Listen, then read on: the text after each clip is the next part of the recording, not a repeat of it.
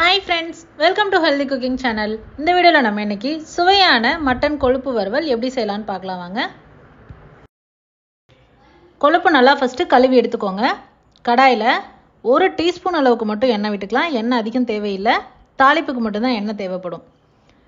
கடுகு வெடித்ததுக்கு அப்புறமா 1 கொத்து கருவேப்பிலை, ஒரே ஒரு பச்சை மிளகாய்.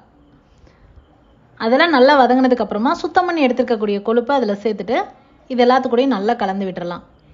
அடுத்ததா கொஞ்சமாக மஞ்சள் தூள், ஒரு பிஞ்ச் அளவுக்கு தூள் உப்பு, இதெல்லாமும் சேர்த்து மஞ்சள் தூளோட பச்சை வாசனை போகிற அளவுக்கு வதக்கினா போதும், ரொம்ப வதக்கக்கூடாது.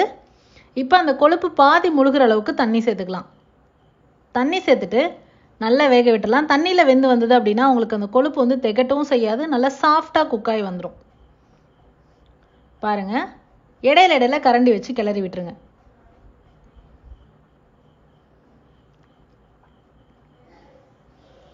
இந்த தண்ணி ஃபுல்லாக ட்ரை ஆகி வந்தது அப்படின்னா கொழுப்பு வெந்துருச்சுன்னு அர்த்தம். ஃபுல்லாக இந்த மாதிரி தண்ணி சுத்தமாக வற்றி வந்துடணும். இந்த ஸ்டேஜில் நம்ம ஸ்டவ் ஆஃப் பண்ணிவிட்டு சர்வ் பண்ணும்போது மிளகுத்தூள் தூவி லாஸ்ட்டாக மல்லி இலை தூவி இறக்கிடலாம்.